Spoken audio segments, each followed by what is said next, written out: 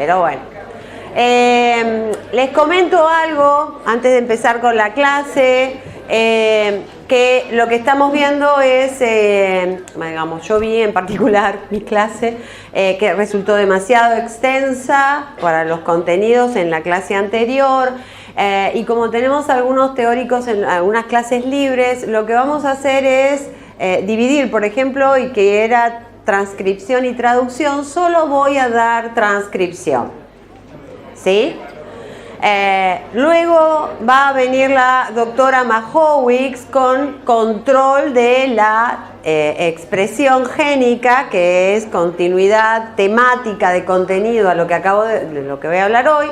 Y el lunes nos volvemos a ver nosotros, es decir, les doy traducción, ¿sí? Y luego la doctora Majowicz, lo que es control de post-traduccional, ¿sí? ¿Está bien? Entonces, por ahí van a ver que hay un cambio en el cronograma con respecto a lo que figura en el campus. ¿Bien? Es como para que esto sea un poco más digerible.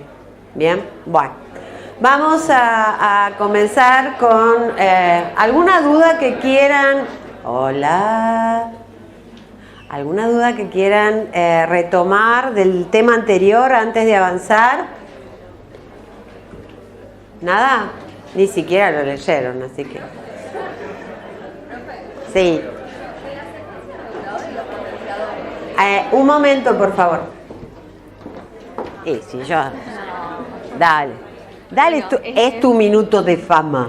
No, que yo tenía la duda si la secuencia reguladora y los potenciadores son cosas distintas que actúan en conjunto o si son lo mismo. Como no puedo spoilear el teórico de la doctora Majowicz, ¿sí? Van a ver que, digamos, hay diferentes secuencias que regulan y que potencian.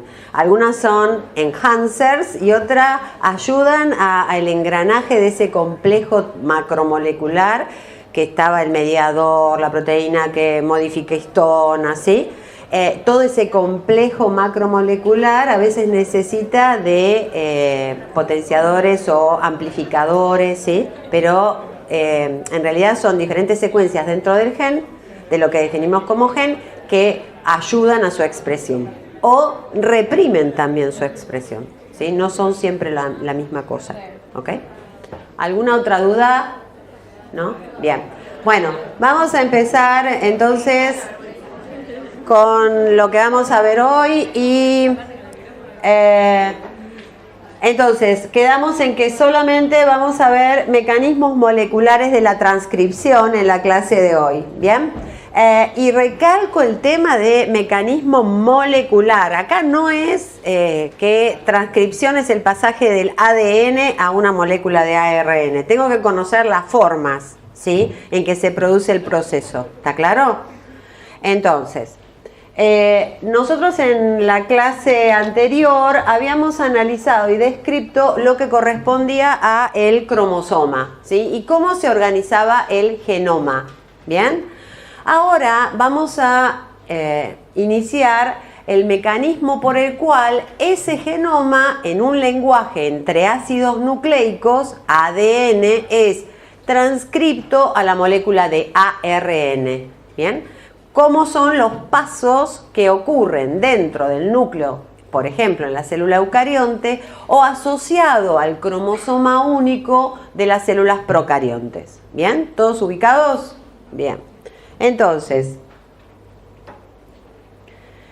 en primer lugar, les quería recordar que en la última diapo que les mostré en la clase anterior era un cariotipo. ¿Sí? ¿Se acuerdan qué es el cariotipo?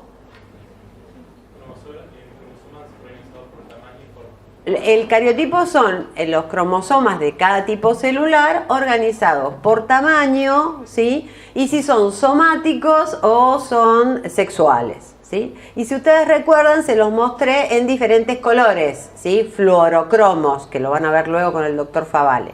Bueno, acá tenemos, en lugar de esa técnica que separa los cromosomas y permite su individualización, lo que tenemos acá también es una coloración, ¿sí? Pero en este caso ustedes observen que no vemos el cromosoma en X, como habíamos visto, que solamente se ve en mitosis, ¿sí?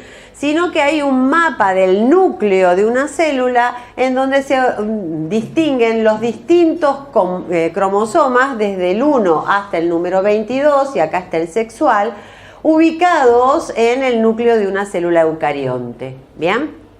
Entonces, estos cromosomas van a estar ordenados de una manera particular en el núcleo de las células eucariontes, y lo que vamos a observar fundamentalmente son áreas o zonas donde hay cromosomas o genes silenciados, ¿sí? Son regiones en el núcleo en la cual la célula agrupa genes que no necesitan ser expresados. ¿Bien? En cambio, hay otras regiones en las cuales se agrupan los cromosomas y consecuentemente los genes que están siendo expresados continuamente o en determinadas oportunidades por la célula. ¿Está bien esto? Es decir, no hay una distribución homogénea ni como la dibujamos nosotros con los cromosomas en cualquier lado, sino que la célula trata de hacer los procesos de transcripción de manera eficiente, y entonces agrupa los cromosomas y consecuentemente los genes en determinados compartimientos que en este caso se llaman subcompartimientos nucleares. ¿Bien? Ahora, una pregunta les hago. ¿Todas las células de un organismo tienen la misma información genética? ¿Sí? ¿Y por qué son distintas? Hay una diferente expresión del genoma, ¿sí? Y después, además de eso que va a tipificar las características histológicas y funcionales de esa célula, además las células reaccionan ante diferentes señales, ¿sí? Es decir, va a expresar su genoma en función a los requerimientos celulares y extracelulares, ¿sí? Entonces hay señalización extracelular que impacta sobre la expresión de ese genoma. ¿Bien? Si ustedes se fijan, acá debajo teníamos el armazón proteico sobre el cual se iba plegando la molécula de cada cromosoma, es decir, la molécula de ADN que forma el cromosoma. Y recuerden que teníamos la formación de estos nucleosomas, de la fibra, ¿sí?, de 30 nanómetros, y que había sectores del genoma que interaccionaban, de esa molécula del ADN, que interaccionaban con el esqueleto proteico, ¿sí? Vimos que había una modificación en las colas de histona que determinaba que este empaquetamiento fuera más relajado, ¿sí?, y que expusiera el sector del cromosoma que integra el gen que se tiene que expresar. ¿Bien? Y esto que lo habíamos visto en la clase anterior también está ejemplificado acá.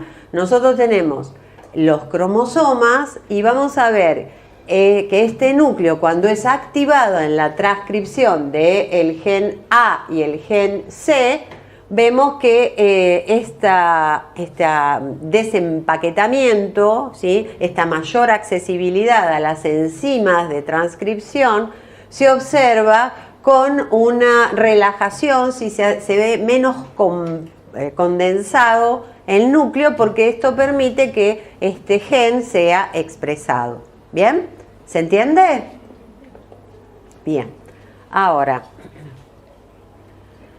¿quién es, la clase anterior vimos al ADN? ¿Quién es el principal responsable de la transcripción como molécula, actor principal? El ARN, ¿sí? La transcripción es el paso de ADN a un lenguaje entre ácido nucleico y ácido nucleico. La particularidad es que este ácido nucleico, ¿sí?, si bien también tiene las ribosas, ¿sí?, en este caso las posiciones 2 y 3 tienen grupos oxidrilos. ¿Bien? Entonces es el ribonucleico, no el 2-desoxirribonucleico como en el ADN. Y por otro lado, También tenemos que se establecen puentes diéster fosfato entre las posiciones 5 y 3 del átomo de carbono y el oxidrilo, como vimos que se polimerizaba en el caso del ADN. La otra modificación es la presencia de uracilo en lugar de timina. Acá hasta acá, nada nuevo. Lo que sí tenemos que tener en cuenta es que la presencia de este oxidrilo en posición 3 hace que la molécula de ARN sea sensible, susceptible al ataque de enzimas. Y eso hace que sea una molécula menos estable, ¿sí? Es fácilmente degradable. Les digo más, en nuestras manos tenemos RNasas, ¿sí? Es un mecanismo de defensa. Cuando trabajamos con RNA en el laboratorio tenemos que tener unas condiciones de higiene, de limpieza, de depuración de las superficies y del material con el cual trabajamos, y nosotros también, porque inmediatamente se hidroliza, ¿sí? Entonces es muy poco estable, a diferencia de lo que ocurre con el ADN. ¿Bien? Y esa es una característica de esta molécula, y además el hecho de que es una única hebra. ¿Sí? Tenemos una única hebra, a diferencia... Sí. ¿Cuál es la interacción que hay entre el carbonato? Creo que era el 5 y el 3. Lo mismo que lo que nosotros vimos, que también es una molécula polar, donde vos tenés un extremo 5' con un fosfato, ¿sí? Y un extremo 3' con un oxidrilo. ¿Bien? Si recordás, lo que ocurre, y que lo vamos a ver ahora más adelante, es un ataque nucleofílico, ¿sí? Y se forma entre el oxidrilo y el carbono, el oxidrilo en posición 3 y el carbono en posición 5, un fosfodiéster. ¿Eso era la pregunta? Bien. Como les decía, teníamos una hebra única, pero que no es una estructura lineal, ¿sí? Tiene la posibilidad de tener estructuras tridimensionales, adquirir formas específicas en el espacio a través de interacciones intercatenarias. ¿Qué tipo de interacciones va a tener esta estructura intercatenaria? ¿Qué tipo de uniones? ¿De qué tipo? Perdón, porque hablamos mucho. ¿Covalentes o no covalentes? ¿No covalentes de qué tipo? Puentes de hidrógeno, ¿sí? ¿Está bien? Iónicas. Entonces, eso determina que se pliegue y forme estructuras específicas que generalmente están asociadas a su actividad. Y aquí tenemos como ejemplo el ARN de transferencia, ¿sí?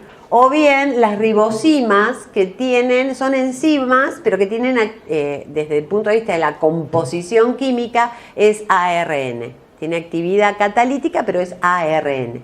¿Sí? Y aquí vamos a volver a lo que acababa yo de explicar. Nosotros tenemos una molécula polar, ¿sí? Que tiene un extremo... está puesto mal esto, perdón, en la diapo. 5', 3'. ¿Sí? Bien, tengo el grupo fosfato en el carbono 5 de la primer base, ¿sí? De esta molécula de ARN. Bien, esta es la molécula de ARN. No, perdón, la confundida soy yo. Esta es la molécula de ADN y esta es la de ARN, ¿sí? Lo que quiero ejemplificar es el proceso de transcripción. Bien, estaba viendo la molécula mal. Entonces tenemos la molécula de ADN, que va a ser el molde que sirva para copiar la molécula de ARN. ¿Bien? Entonces, si este es el molde, lo que nosotros tenemos acá es una molécula de ADN, ¿sí? En la cual solamente una de las hebras va a ser la que va a ser copiada. ¿sí? Entonces, primer punto, durante la transcripción se tiene que formar una burbuja de transcripción que permita la apertura de la doble hélice del ADN para que el complejo enzimático acceda al molde o templado, que es donde está el gen, que se va a copiar. ¿Bien? Entonces, en este caso, lo que tenemos es una región que incluye el gen en una sola de las hebras de ADN. ¿Bien? Y entonces acá sí tenemos 3', 5' en la hebra de ADN que quiero copiar, ¿sí? Y el proceso de copia, ¿sí?, de una hebra de RNA complementaria siempre se da en sentido 5', 3', ¿sí? ¿Esto qué quiere decir? El RNA va a tener su carbono 5 con un fosfato, ¿sí? El primer ribonucleótido que incorpore va a tener el fosfato libre en su extremo 5. Y por lo tanto va a tener esa estructura el oxidrilo, ¿sí?, libre, ¿sí? Ese oxidrilo 3' es el que va a hacer un ataque nucleofílico sobre el ribonucleótido trifosfato que está entrando, el que se está incorporando en la molécula. Este ribonucleótido trifosfato lo que tiene es un éster fosfato, ¿sí?, que va a ser atacado, ¿sí?, este ataque nucleofílico del oxígeno, y lo que va a hacer es atacar la unión en el fosfato alfa, y entonces se va a generar acá un enlace fosfodiéster, ¿sí? Y se van a liberar beta y gamma, es decir, un pirofosfato. ¿Bien?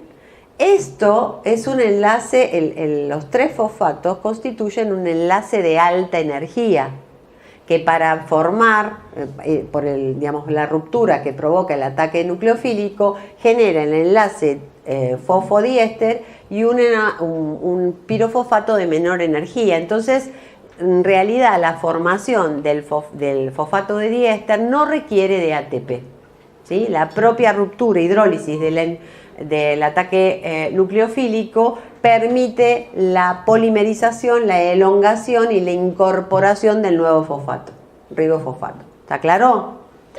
Bien, entonces tenemos cómo se da la elongación copiando de manera complementaria en dirección 5', 3'. ¿Está bien? Esto de las direcciones 5', 3' que parecen decorativos son importantes luego para que ustedes puedan comprender cómo hacemos la transformación genética de las células, ¿sí?, cómo incorporamos un plásmido, cómo incorporamos el ADN en el plásmido. Entonces, préstenle atención, ¿sí?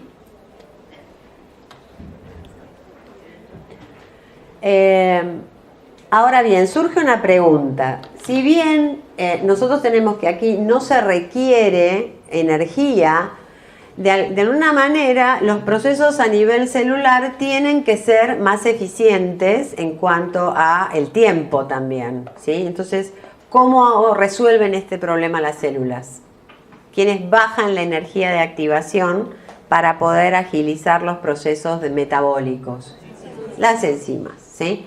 Y lógicamente vamos a tener enzimas específicas para este proceso, y es el caso de las ARN polimerasas, ¿sí? En general, porque algunas reacciones de síntesis están acopladas a otras reacciones, y entonces ese acoplamiento requiere de enzimas. Y en este caso que no requieren energía, y requiere de enzimas, en este caso que no requiere de energía, lo que hace la enzima es hacer más eficiente, más rápido el proceso. Bien, ¿qué características químicas tienen las ARN polimerasas? Son proteínas, ¿sí? Tridimensionalmente su conformación presenta diferentes dominios. Si nos ubicamos, acá lo que tenemos es el ADN, ¿sí?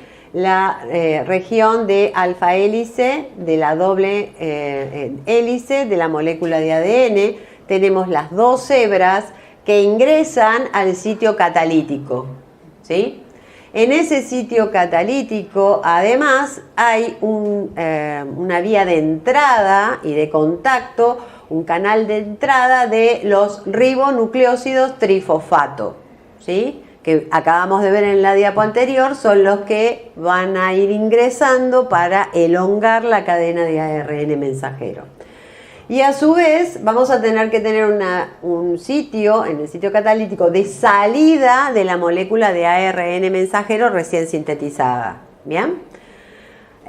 Lo que podemos evidenciar acá es que en el sitio catalítico se forma esa burbuja de transcripción en la cual el molde o templado queda expuesto, es decir, queda expuesta la región del ADN que incluye al gen que tiene que ser transcripto. ¿Bien? Y lo que vamos a ver además es que tiene un sitio, es decir, esta actividad es dependiente de magnesio. ¿Bien? Es decir, tiene como cofactor magnesio. Ahora bien, ¿qué características en general tiene el proceso de transcripción? Primero, es en sentido 5', 3', ¿sí? ¿Cómo lo justifico? Porque el oxidrilo en posición 3' es el que hace el ataque nucleofílico sobre ¿qué cosa? ¿Sobre qué? ¿Sobre? ¿Pero qué parte del ribonucleótido trifosfato? ¿El alfa qué? El grupo fosfato, ¿sí? El trifosfato, ¿sí? Entonces digo, por eso incorporo en sentido 5', 3', ¿bien? Si yo incorporo en sentido 5', 3', la hebra, el molde o templado de la hebra de ADN, ¿en qué sentido corre? ¿Sí? ¿Está bien? ¿Queda claro? Bien. Hace la ruptura, la enzima va a favorecer la ruptura del alfa-beta fosfato y se forma entonces un fosfodiéster con liberación de pirofosfato en una reacción dependiente o independiente de energía. Independiente de energía.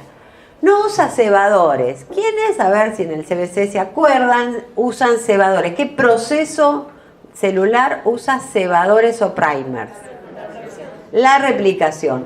Acá no tenemos esa necesidad. La enzima, la ARN polimerasa, reconoce la secuencia promotora y puede iniciar en ese sitio +1 la transcripción.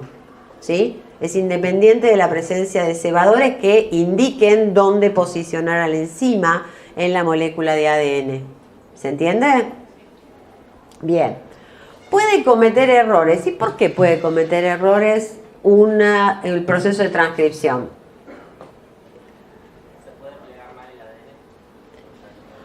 No, a ver, planteo diferente la pregunta. ¿Qué consecuencias tiene la inclusión de errores en la molécula de ARN? Tenemos una proteína defectuosa, ¿sí? Y si la proteína es defectuosa, ¿a qué nivel va a ser defectuoso? ¿Por qué va a ser defectuoso si comete errores el proceso de transcripción? Digamos, en la secuencia lineal. Y si tiene errores en la secuencia lineal, ¿qué pasa? No se pliega correctamente y consecuentemente no es funcional, ¿sí? Sin embargo, hay mecanismos intrínsecos durante el proceso de transcripción que controlan, ¿sí? Que no se produzcan estos errores. Pero, a ver, no por producto de una mutación en el genoma. Quiero que entiendan esto. El proceso de por sí puede incluir un ribonucleótido que no debería haber incluido, ¿se entiende? Que no es complementario exacto. Es un error inherente al proceso de síntesis, ¿sí? No del genoma, ¿bien? La propia célula trata constantemente de editar y ver y controlar para no cometer esos errores. Sin embargo, si se comete algún error, no repercute de manera tan drástica como la mutación en el genoma. ¿Sí? ¿Por qué? Porque puede ser que se produzca un error en algún sitio que no comprometa la estructura tridimensional o el dominio catalítico o qué sé yo, en el anticuerpo lo que se reconozca al antígeno, ¿entienden? Es decir, a veces esos errores no impactan directamente en la función de la proteína, ¿sí? ¿Lo logran entender o lo vuelvo a explicar? ¿No? ¿Lo explico otra vez? Yo tengo el ADN, ¿sí? Si en el ADN hay una mutación, ¿sí? Fundamentalmente en aquellos sectores donde hay genes y en los sectores codificantes, ¿sí? Seguramente eso va a desencadenar una enfermedad, ¿sí? O una alteración, una mutación, ¿tá? En el caso de las proteínas, esto, digamos, si en el ARN hay algún error que no se corrigió, algunos sí van a tener importancia, pero la gran mayoría va a ser que por ahí la alfa hélice, en lugar de tener una glicina, tenga otra proteína y por ahí no se pliegue tanto, ¿sí? Y que no comprometa la función de la proteína. Los errores en las moléculas de ARN mensajero no son tan dramáticos como si hubieran en las moléculas de ADN. Esto quiero decir, ¿sí? Existen y pueden desencadenarse, incluso uno induce mutaciones de este tipo, pero no están generalmente asociadas a este nivel a un mal funcionamiento de la proteína, ¿sí? Bien. Bueno, otra particularidad es que se inicia y finaliza sin separarse del templado. ¿Esto qué quiere decir? La molécula se va polimerizando, la de ARN mensajero copiando, la de ADN complementario y la de ARN mensajero siempre está pegada, ¿sí? A diferencia de lo que ocurre en la replicación, como lo vamos a ver después de los exámenes, después de los regulatorios. En la replicación, la verdad que la ADN polimerasa tiene poca afinidad por el ADN, hay que empujarla para que replique. Acá no. ¿Sí? Acá se ve que el híbrido ADN-ARN funciona mejor, ¿sí? Entonces, como en los fragmentos de Okazaki, ¿sí? ¿Se acuerdan de los fragmentos de Okazaki? Bueno, se copia, se separa, se copia, se separa, después se unen. Acá no, siempre están en tándem, ADN-ARN, ¿sí? Y eso, bueno, es inherente a este sitio catalítico que los tiene ahí agarrados, ¿sí? También. Se aseguran múltiples copias de un gen, ¿sí? Durante el proceso de copia de ARN mensajeros pueden salir múltiples copias, en cambio en la replicación tenemos una sola copia del ADN, ¿sí? Bien. Entonces, una primera característica es que estas ARN polimerasas constituyen una familia de proteínas, ¿sí? Una familia de proteínas son proteínas que están relacionadas desde el punto de vista de la composición química, la conformación y la función, pero no son exactamente iguales, ¿sí? Y que vamos a ver es el resultado del corte y empalme. Entonces, lo que va a ocurrir en general es que nosotros en este caso tenemos RNA polimerasa de tipo 1, RNA polimerasa de tipo 2 y RNA polimerasa de tipo 3 o ARN polimerasa 1, 2 y 3. Si ustedes se fijan, las tres van a participar en la transcripción de genes, es decir, en copiar un gen a ARN, ¿sí? Pero son diferentes los ARN que surgen de la actividad de estas enzimas. ¿Por qué? Porque la polimerasa de tipo 1 está encargada de la transcripción de genes que dan RNA de tipo 5,8S, 18S o 28S, ¿sí? Estos en general son RNA que forman parte de los ribosomas, ¿sí? No son RNA mensajeros, ¿está bien? En el caso de la polimerasa de tipo 2, lo que vamos a ver es que participa en la transcripción de genes codificantes, ¿sí? Es decir, todos los RNA mensajeros. Bien. Además, participa en la transcripción de genes relacionados a los pequeños ARN nucleolares. Pequeños, esta sigla SNORNA es pequeños ARN nucleolares, ¿sí? Micro ARNs, ARNs de silenciamiento, largos ARNs, y lo que tenemos son los otros que son ARN nucleares, diferentes a los nucleolares. Lo escribo por las dudas. Acá.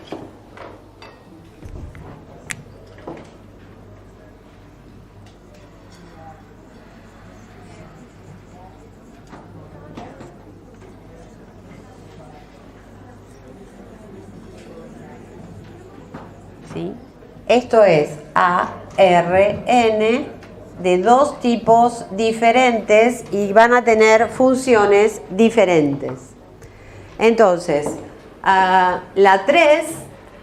la polimerasa 3 participa en la transcripción de genes que van a dar lugar a los ARN de transferencias, algunos de los small nuclear ARN y otros pequeños ARNs. Fíjense que todas transcriben y sintetizan ARNs, ¿sí? Pero la calidad de la transcripción es diferente.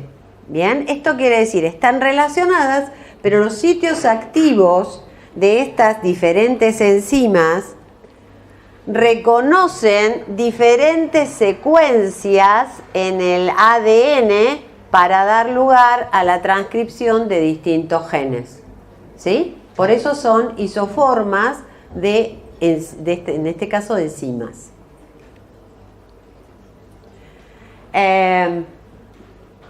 Ahora bien, como acabo de describir, no tenemos solo ARN mensajeros, ARN de transferencia o el ARN ribosomal.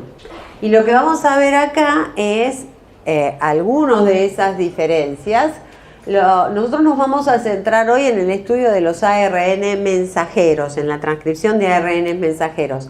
Pero también tenemos ARN ribosomales de transferencia, como les acabo de explicar, los pequeños ARN nucleares, los nucleolares, los microRNA que regulan la expresión, ¿sí? Los de silenciamiento y que en la actualidad, por ejemplo, se utilizan para terapia de diferentes patologías, los piwi-RNA y los largos RNA no codificantes, ¿sí? Es decir, quédense con ella, todos son ácidos nucleicos, pero las funciones varían y de manera importante y tienen una función importante en la regulación de la expresión.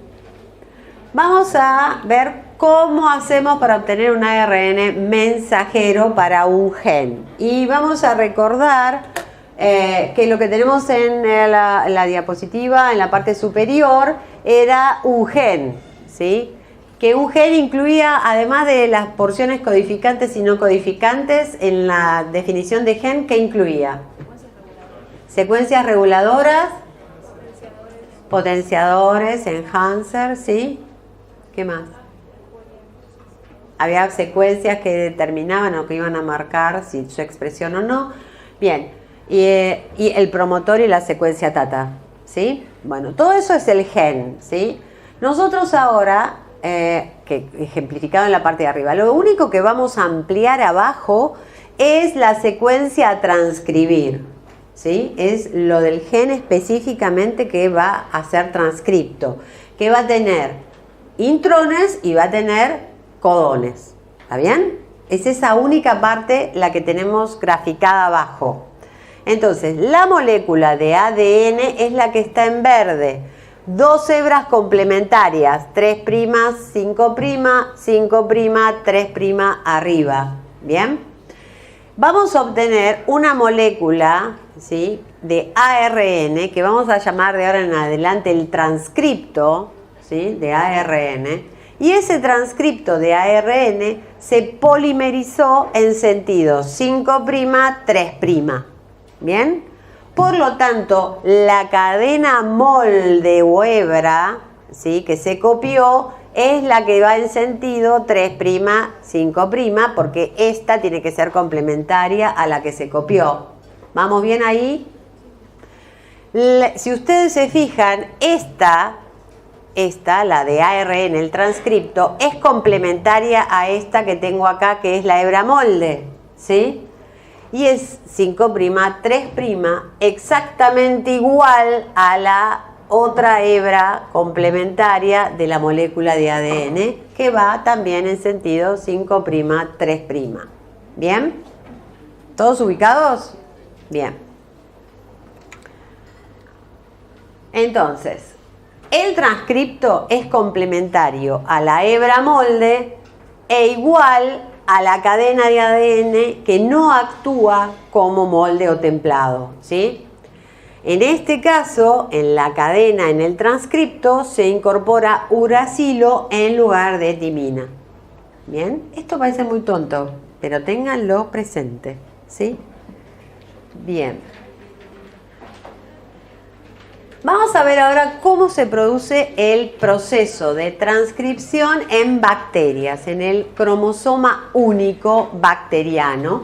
Y ahí lo que vamos a ver es que tenemos un cromosoma que es una molécula de ADN bicatenario circular. Ahora, vamos a tener en primer lugar que tener en cuenta la presencia de las ARN polimerasa, ¿sí? Acá vamos a tener una única ARN polimerasa y lo que vamos a ver es que participa un factor delta, sigma, el factor sigma. Ese factor identifica dónde va a tener que unirse el factor con la enzima para iniciar la transcripción. El factor unido a la enzima forma lo que se llama holoenzima y detecta dónde está el promotor, ¿sí? Detecta, en realidad es por complementariedad molecular, ¿sí?, que este complejo holoenzima puede interaccionar con el promotor del gen que se tiene que transcribir. Esto establece uniones, muchas uniones por complementariedad molecular.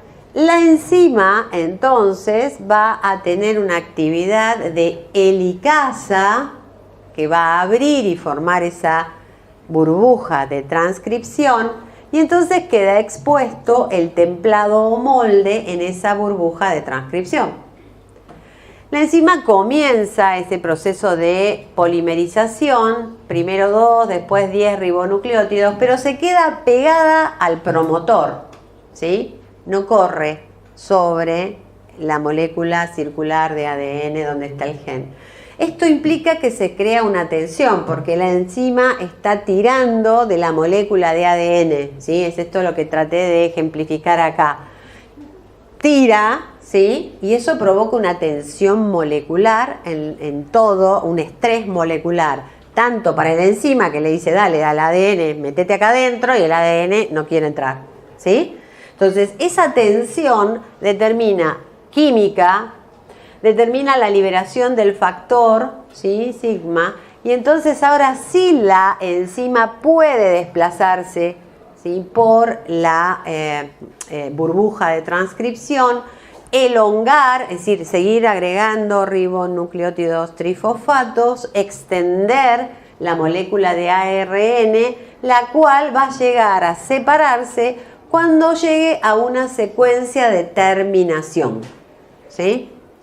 Esa secuencia de terminación generalmente lo que hace es, digamos, la secuencia tiene la codificación para un RNA, un ARN que hace un bucle, ¿sí? Y entonces esa presencia, ese bucle que se forma, hace a la enzima un cambio conformacional que le indica para de copiar. ¿Está bien? Es una secuencia stop. Pero esa secuencia stop tiene una conformación específica que provoca un cambio conformacional que hace que la enzima se separe. Recién ahí. ¿Está bien? ¿Se entendió acá? Bien. En el caso de las procariontes es sencillo porque tenemos un único cromosoma y es menos complejo el genoma. En el caso de las eucariontes vamos a tener no un solo factor, sino que vamos a tener factores generales de la transcripción y factores activadores o represores de la activación. ¿Qué son estos factores? Proteínas. Proteínas que van a señalizar y ubicar a las ARN polimerasas. ¿Qué particularidad tienen? Van a poder interaccionar con el ADN. ¿A través de qué? ¿De qué tipo de motivos van a tener estos factores? Proteína que interacciona con el ADN. ¿Cómo se llama este motivo? Yo pongo la mano así.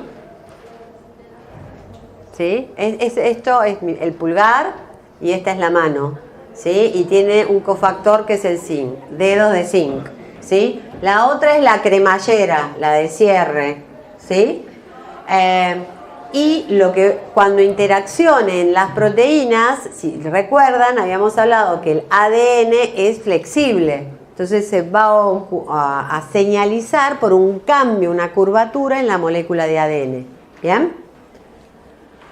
Entonces, tenemos la molécula de ADN con la caja Tata, ¿sí? ¿Por qué era importante la caja Tata?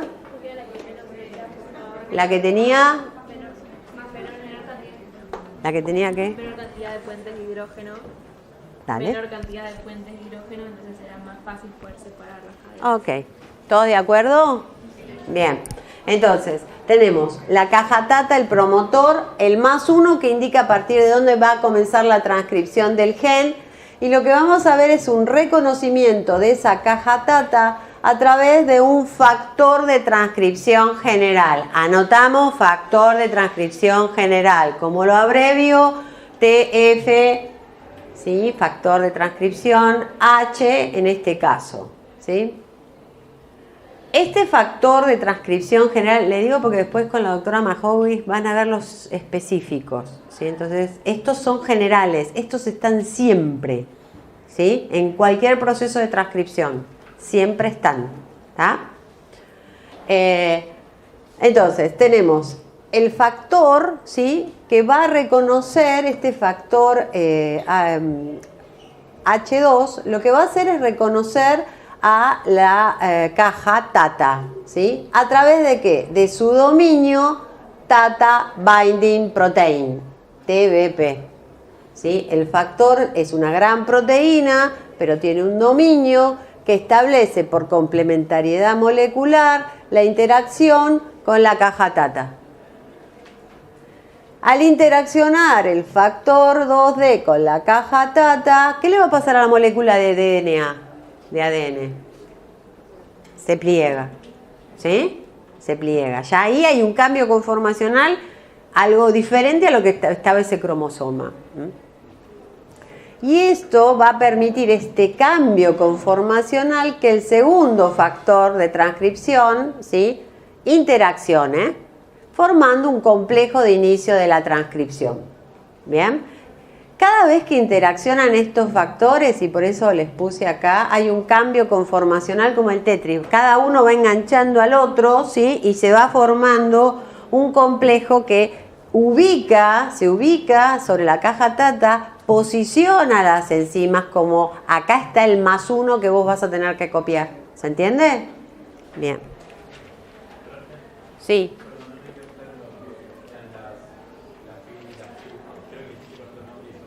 ¿Las?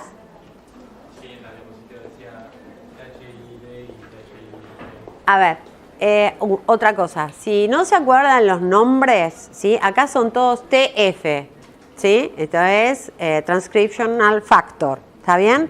El primero me tengo que acordar que tiene un dominio de reconocimiento, ¿sí? A el Tata Binding Protein, ¿sí? A la caja TATA. Binding es de unión, ¿sí?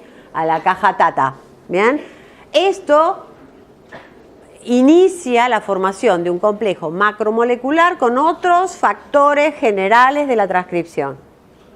¿Está bien? Si te lo acordás, 10, el THF2 o B2, ¿sí? ¿Está? Y es 2 porque es la RNA polimerasa 2. ¿Qué voy a transcribir? ARN mensajeros. ¿Está? ¿Eso era el problema? No. ¿Sí? ¿Quedó? Ok. Sí. ¿El motivo de dedo de zinc no tiene estas dos factores de transcripción? La verdad que no tengo la menor remota idea si todas tienen motivo de dedo de zinc o cremallera. Todas tienen alguno de los dos. Algunos tienen, exacto. Si yo tengo una proteína que interacciona con el ADN y tengo que la secuencio, seguro que voy a ver en alguno de sus dominios y generalmente en el de interacción alguno de los motivos que permiten esa interacción. ¿Sí? Profe, ¿a qué se refiere cuando dice más uno? Más 1 es a partir de donde comienza la transcripción de la secuencia codificante. Digamos, porque todo lo demás era regulatorio, para que se abra, ¿sí? Bien. Bueno, sí. Sí. Si te fijas acá, el TF2B interacciona solo, digamos, si los dos factores están solos en el núcleo, no van a poder interaccionar con el ADN. Lo primero que va a tener que interaccionar es el 2D por la Tata Binding Protein, y entonces ahora tenés esta estructura conformacional que permite que el 12, el Transcriptional Factor 2B interaccione ahora acá. Solo no puede. Tiene que anclarse el otro para que haya un cambio conformacional y el 2B pueda interaccionar. Bien, avanzamos. Ahora fíjense ustedes que lo que nosotros tenemos es, habíamos visto todo el gen que tenía el grupo más 1, la Tata Binding, la caja Tata, la secuencia de ADN enhancer, ¿sí? Pero que eso es lineal. En el espacio eso tiene que plegarse para que, fíjense ustedes que tenemos acá el primero de los factores que tiene la Tata Binding Protein, acá está la secuencia Tata, acá está el gen que se tiene que transcribir, ¿sí? Esto interaccionó, ¿sí? Y ahora sobre esa conformación se monta todo un sistema de proteínas que pliegan a la molécula de ADN y que inician el proceso de transcripción, pero para eso necesito que la cromatina se remodele, porque acuérdense que estaba altamente empaquetada, y que haya enzimas que modifiquen las histonas para que esto quede más expuesto. ¿Sí? No es solo que se enganche la ARN polimerasa. No se va a poder enganchar si la cromatina no se remodeló y se relaja un poco el grado de empaquetamiento. Y para que se relaje el empaquetamiento necesito modificar las colas de histona y necesito un complejo que remodele la cromatina nuclear. ¿Sí?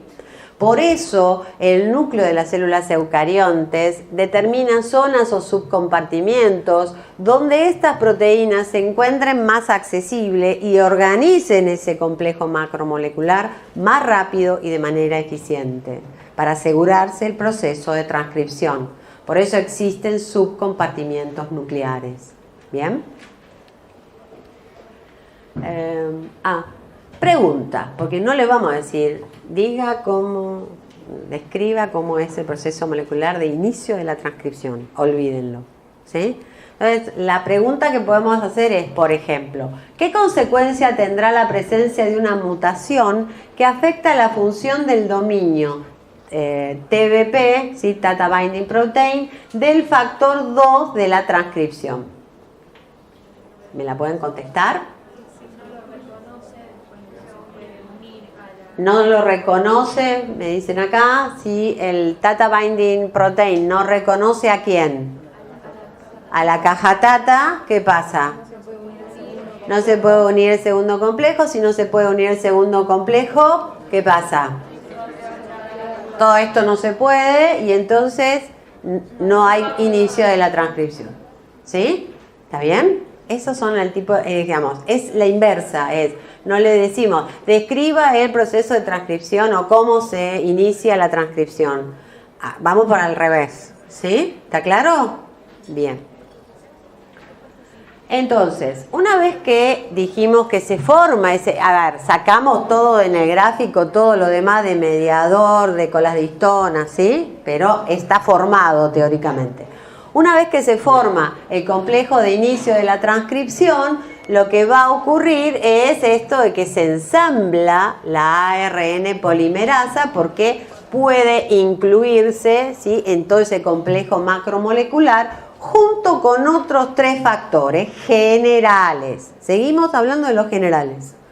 Esos factores generales son el TF2F, el TF2E y el TF2H.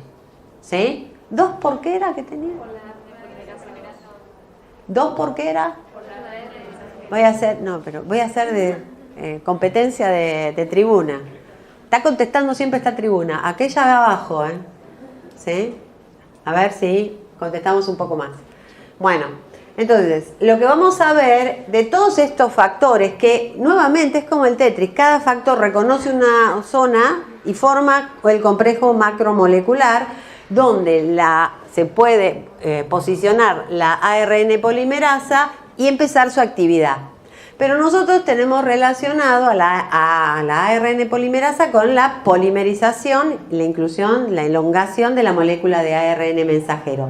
Hasta el momento no vimos que se abran las hebras de la molécula de ADN, ¿sí? Como habíamos visto en el caso de la bacteria. Y acá el factor 2H tiene actividad de helicasa, ¿sí? Es decir, que tiene una actividad que rompe los puentes de hidrógeno de no solamente la caja tata, sino de toda la parte de la molécula de ADN que va a tener que ser transcripta, ¿sí? Si rompe, la complementariedad, rompe las uniones puente de hidrógeno entre las 2 hebras de ADN, acá esto será sin dependencia de energía o con dependencia de energía. Con dependencia de energía, ¿sí? Necesito ATP. Una vez que se abre, ¿sí?, el mismo factor tiene dominio de actividad de helicasa y tiene otro dominio de actividad de quinasa. ¿Qué hace una quinasa? A ver, aquella tribuna. Vamos todavía, ¿sí? Fosforila, ¿está bien? Entonces, se abre la hebra, la ARN polimerasa comienza a realizar el proceso de polimerización. ¿En qué sentido?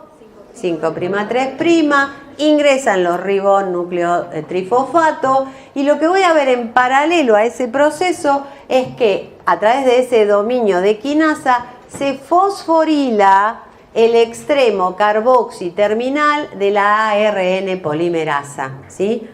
El extremo carboxi terminal, los aminoácidos localizados en el extremo carboxi terminal se fosforilan, fundamentalmente en las serinas, ¿sí?, que vamos a ver posicionadas en posición 5 y en posición 2. Vamos a ver que esto tiene una importancia funcional en el proceso de transcripción.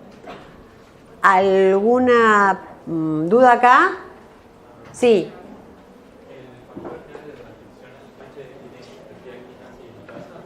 El H tiene las 2 actividades, sí. Los otros servirían como interconectores para formar el complejo macromolecular. Tienen otras funciones que las van a ver en biología, ¿sí? El que fosforila es el extremo carboxi terminal de la enzima, de la ARN polimerasa, ¿sí? Fíjate en el dibujo que lo tenés, bueno, acá no está, sí, está en celeste, ¿sí? Y lo que ves son fosfatos en el extremo, en la colita carboxi terminal de la enzima. Lo que está en turquesa es el RNA, el ARN que está saliendo recién sintetizado. ¿Se entiende? Bien. Bueno. Ahora, otra pregunta. ¿Qué consecuencia tendrá el empleo de una droga que inhibe la actividad de quinasa del factor TFH2? El de quinasa no va a poder fosforilar. Si pongo en la pregunta el de licasa, ¿qué pasa? ¿Se entiende? Sí. No, pará que no te escucho, voy para allá.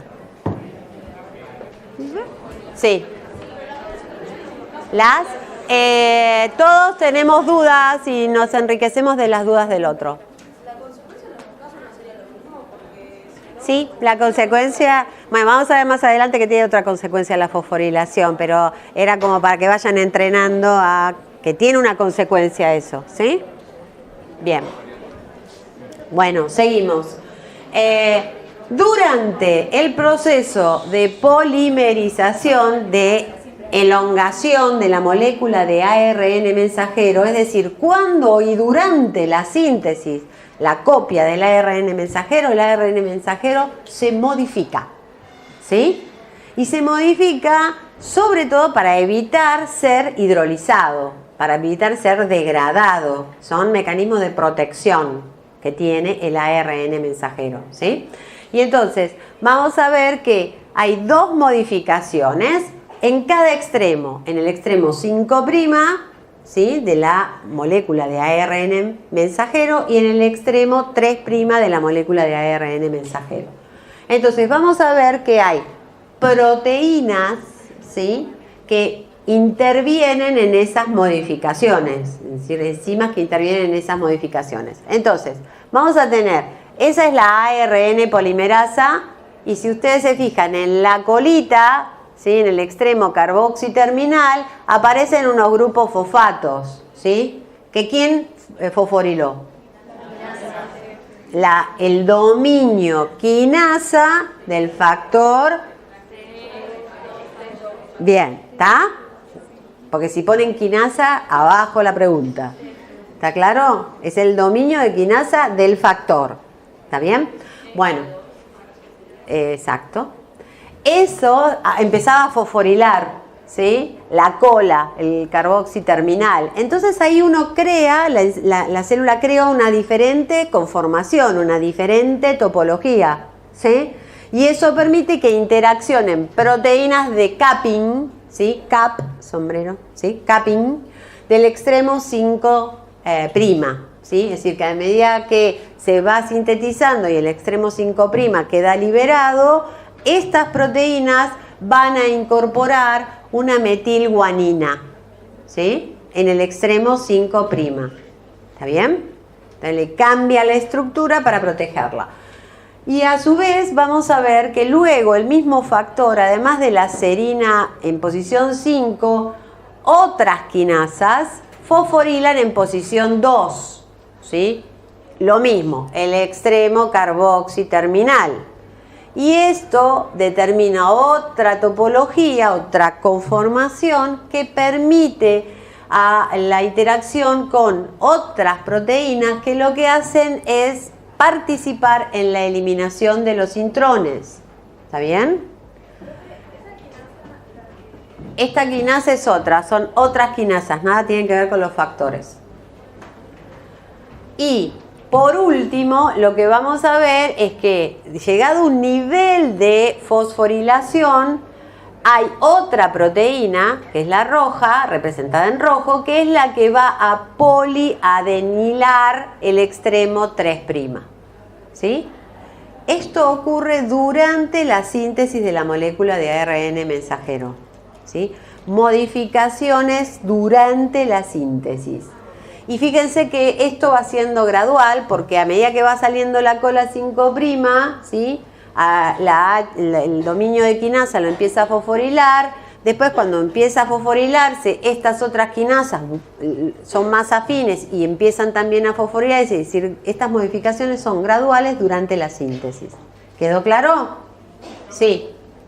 Voy para allá, para. Tengo una duda.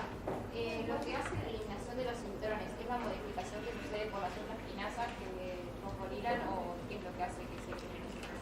No, la eliminación de intrones lo va a hacer una enzima, lo vamos a ver ahora, es una proteína, ¿sí?, que marca el intrón de alguna manera, ¿sí? Esta proteína en realidad participa en la eliminación de intrones, pero interacciona con, digamos, la cola y luego vas a ver que es la que modula el proceso de eliminación, pero solamente interacciona por ahora.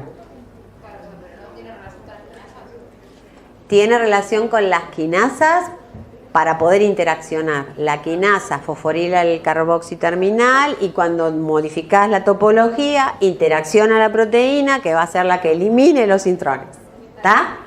Allá había otra, ahora voy por acá.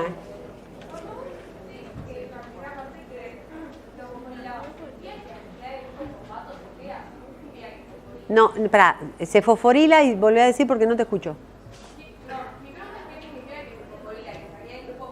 Sí. Sí, se agregan, incorporan grupos fosfatos, ¿sí? Esto es fundamental porque los fosfatos son señales químicas, van a verlo en señalización, es decir, te cambio la estructura, te activo, te desactivo. En este caso, te cambio la estructura y permito que interacciones, ¿sí? Acá, el caballero primero, perdón. Para que se eliminen los intrones, ¿sí o sí tiene que estar las serinas 5 y las serinas 2 fosforiladas al mismo tiempo? No, es lo que te estoy diciendo, es como gradual. Porque es como a medida que va saliendo van actuando las quinasas y digamos no es todo nada. Siempre y sobre todo con las fosforilaciones es un nivel de fosforilación. Sí. Carboxiterminal, dominio, carboxiterminal domain. Bien.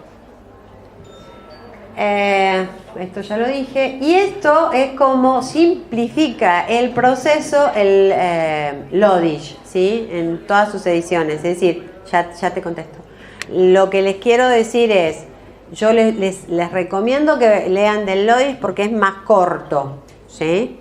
Lo cual no quiere decir que sea más sencillo. Pero el Lodish es tan corto que está simplificado mucho el evento, ¿sí? Entonces después vamos a preguntar no con burbujitas, sino con nombre y apellido, ¿está bien? Por eso se los pongo. Y lo que acá tienen el proceso de iniciación, en todo caso ustedes pueden completar este esquema con los nombres que tienen en las diferentes diapositivas, el de elongación y el de terminación, ¿sí? Es como muy sencillo, pero muy incompleto. ¿Está claro? Sí, había una pregunta.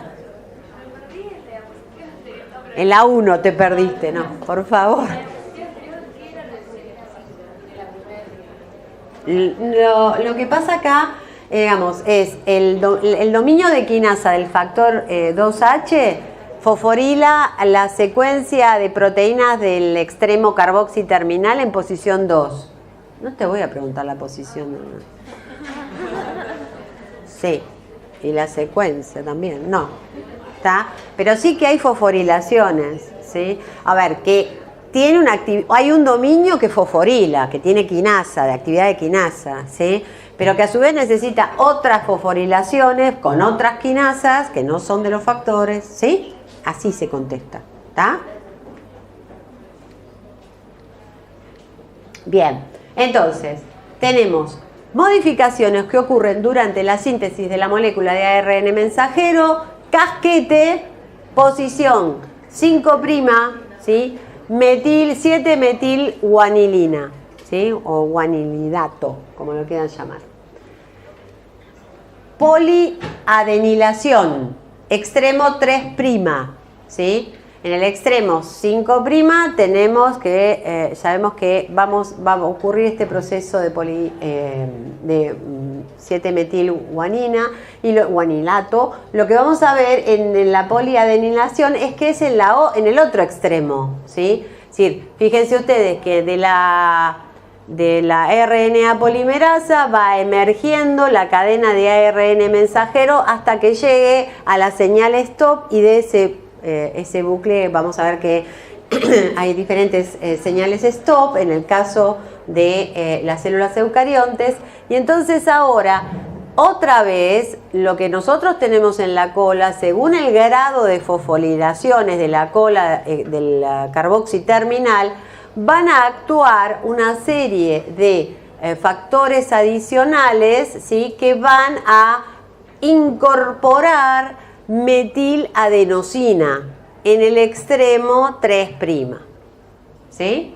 También, nuevamente, tenemos que el grado de fosforilación del carboxiterminal va a permitir el anclaje, ¿sí?, de enzimas, en este caso poli-A polimerasa, que va a incorporar en el extremo 3' metiladenosina. ¿Sí? Varias moléculas. Entonces protejo el extremo 3', protejo el casquete 5'. ¿Sí? Pero además de estos procesos que ocurren durante la síntesis, vamos a ver que el ARN mensajero sufre un proceso de corte y empalme, ¿sí?, o splicing, ¿sí?, que es un proceso de maduración por el cual, acá está ejemplificado el gen de la beta-globina. Ese gen tiene sitios intrónicos y exones, ¿sí? Y lo que vamos a ver es que de alguna manera se identifican, ¿sí?, los extremos de los intrones y son eliminados para dar un ARN mensajero maduro que pueda salir al citosol, ¿sí? Esto ocurre luego de la síntesis, una vez que ella se liberó completamente la molécula de ARN mensajero. Ocurre en el núcleo, no asociado al templado, ¿se entiende? Se liberó la molécula de ARN mensajero, a diferencia de las otras dos modificaciones. Entonces, lo que nosotros vamos a ver aquí es que tenemos un mecanismo de corte y empalme, o splicing, como ustedes lo quieran llamar, en el cual lo que está en turquesa son los exones de ese gen codificantes. Lo que está en amarillo es el intrón, ¿sí? Lo que tenemos que eliminar es el intrón, ¿sí? Para eso, lo que vamos a ver es que nuevamente usamos las posiciones. Este es 5', en el extremo del exón, en turquesa va a estar la 3', ¿sí? En el extremo de este exón, la 5' la vamos a tener acá, ¿sí? ¿Se entiende? Entonces lo que vamos a ver es que en el intrón, ¿sí?, hay una actividad, ¿sí?, de hidrolítica, por la cual se detecta, ¿sí?, el extremo 3' del exón y se corta la ribosa, ¿sí? Se forma un lazo de la secuencia intrónica y luego lo que vamos a ver es que esa secuencia intrónica termina de liberarse y queda el exón libre, digamos, o la molécula de ARN madura, con sus extremos 5' y 3' modificados. Este proceso lo realiza de por sí el ARN mensajero. Recuerden que durante su síntesis había proteínas que marcaban a los intrones, ¿sí? Y a su vez vamos a ver que participan los ARN nucleares, los Small Nuclear ARN, los SNARN. Entonces, en este proceso vamos a ver que hay consumo de ATP, es decir, acá estamos gastando energía. ¿Para qué tanta maduración? ¿Por qué tanto trabajo en la célula eucarionte? Porque eso determina la aparición de las isoformas. Una secuencia puede dar de un gen, cuando se hace este corte y empalme, varias proteínas diferentes, ¿sí? Yo así aumento la versatilidad de ese código. Todas van a estar relacionadas, pero vamos a ver que de diferente manera, es decir, todas van a tener la misma actividad, pero por ahí con algunas variaciones, ¿sí? En el ejemplo que les damos, sí. Sí, fundamentalmente en la secuencia. Ahora te doy el ejemplo y cualquier cosa lo volvemos a explicar. En este caso, en el libro lo que tienen es el gen que codifica a la fibronectina, ¿sí? Donde ustedes tienen toda la secuencia codificante y obviamente los intrones, ¿sí? Se retiran los intrones en la maduración y lo que vamos a ver que se van a empalmar los exones de manera diferente y entonces van a generar una fibronectina que, por ejemplo, sí tiene estos dos exones que codifican secuencias de adhesión a la membrana plasmática de las células. Entonces esta fibronectina se puede anclar a la membrana, ¿sí? Se ancla a la membrana y cumple su función. Mientras que la otra, la que está presente en el hepatocito, fíjense que no tiene en su secuencia estas dos secuencias de adhesión, entonces no se puede anclar a la membrana y circula. Está en la matriz extracelular. ¿Está claro?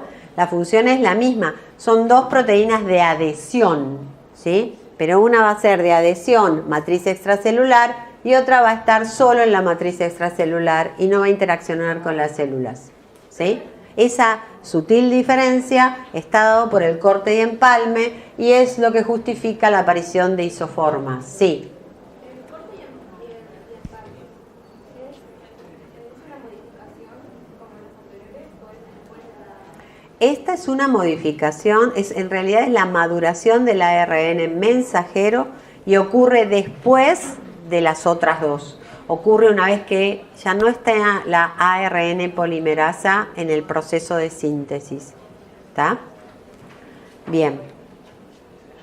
Entonces, para que ocurra esto, necesitamos en el intrón que el intrón esté señalizado, ¿sí? Por eso les recuerdo que había, cuando se estaba sintetizando la molécula de ARN mensajero, se fosforilaba el extremo carboxiterminal y ahí se pegaban enzimas, proteínas que marcan los intrones, ¿sí? ¿Cómo marcan esos intrones? Lo que vamos a ver es que estos pequeños ARN nucleares lo que van a hacer es interaccionar, ¿sí?, con los extremos de los intrones.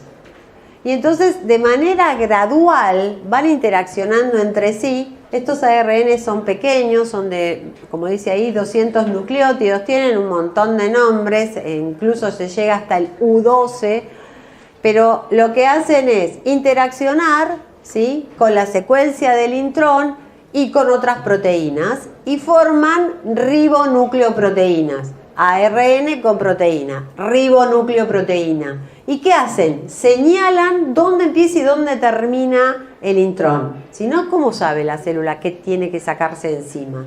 ¿Bien? Esto lo que va a hacer es, de esta manera, permitir que se forme ese enlazo, el ataque que yo les comenté y la liberación de la secuencia intrónica. ¿Qué requiere? Requiere de ATP, ¿sí? ¿Por qué? Porque se producen interacciones entre el ARN mensajero, ¿sí?, que tiene que madurar, y el ARN, el small ARN, que está interaccionando con los extremos, ¿sí? Entonces se forman nuevas interacciones y se rompen otras interacciones. Eso requiere de ATP. El corte y empalme es un proceso que implica gasto energético para las células. ¿Está bien? Bien. Y de esta manera, vuelvo a retomar el concepto, según el grado de fosforilación del extremo carboxiterminal, interaccionan ahora las proteínas del splicing, del corte y empalme que acabamos de ver. Esto marca, ¿sí?, marca dónde se van a unir los pequeños, los small RNA o ARN, y entonces ahora marco la secuencia de intrones, ¿sí? Marco la secuencia de intrones que tienen que ser eliminados. ¿Está bien? Bueno. Última diferencia entre procariontes y eucariontes, que lo van a retomar en el control de la expresión génica. En los procariontes, la codificación de los genes es de una manera muy organizada. ¿Qué quiere decir esto? Tengo una proteína, la segunda y la tercera, una detrás de otra, si están en la misma vía metabólica, ¿sí? Todas aquellas enzimas o proteínas que participen de la misma vía metabólica están codificadas uno atrás de otro, ¿sí? Puede haber algunas secuencias sintrónicas, pero no son habituales en las células procariontes. Entonces, cuando transcribe, la célula procarionte transcribe todas las enzimas que necesita esa ruta metabólica. En cambio, en las eucariontes, las secuencias codificantes y no codificantes, es decir, los genes de una ruta metabólica, ¿sí? Las enzimas de una ruta metabólica, pueden estar localizados en cromosomas diferentes, ¿sí? Entonces, hay diferente expresión, digamos, forma de controlar la expresión en las células procariontes con respecto a las células eucariontes. ¿Está bien? Por cómo se localizan los genes asociados a una ruta metabólica. Ay, ya termino, no suspires más. Bueno, por último, ahora ya entendemos por qué esto determina que los genes se expandan y permitan que todos estos complejos enzimáticos controlen el proceso de transcripción en áreas estipuladas dentro del núcleo. Y entonces ahora podemos correlacionar lo que vimos en histología a nivel molecular. ¿Por qué? Porque hablábamos de que había una heterocromatina, ¿sí? Y una eucromatina. Una heterocromatina es la cromatina empaquetada y silenciada, ¿sí? Que se aleja de los subcompartimientos nucleares donde está toda la maquinaria enzimática para la transcripción, ¿sí? Mientras que la eucromatina es la más laxa, ¿sí? La que está expuesta a los complejos para que se lleven a cabo los procesos de transcripción. ¿Cómo se determinan esos subcompartimientos nucleares? A través de señalización nuclear. El núcleo tiene señalización interna, ¿sí? No solamente es una reserva de ADN, responde frente a las señales. En el núcleo particularmente participan los fosfolípidos de inositol, ¿sí? Lo van a ver en profundidad con la doctora Fernández, pero en el núcleo hay señales dependientes del fosfatidilinositol. Se establecen ambientes bioquímicos. ¿Qué quiere decir esto? Esto que les decía, hay más complejos enzimáticos donde la cromatina está desempaquetada para que haya mucha transcripción, ¿sí? Esos son ambientes bioquímicos porque todos los complejos macromoleculares se van a disponer en ese área. Y hay matriz nuclear de filamentos intermedios que organiza todo este sistema, ¿sí? Marco acá este lunar, que no es un lunar, sino que es el nucleolo, ¿sí? Entonces uno habla de una célula metabólicamente activa, si yo la miro desde el punto de vista histológico, tiene cromatina descondensada con nucleolo evidente. Desde el punto de vista de la biología celular, digo, tiene subcompartimientos con activa transcripción, ¿sí? Con entornos o ambientes bioquímicos que permiten esa transcripción y áreas del núcleo que están silenciadas, ¿sí? La pregunta B sería explique cómo se silencia y la C sería explique cómo transcribe.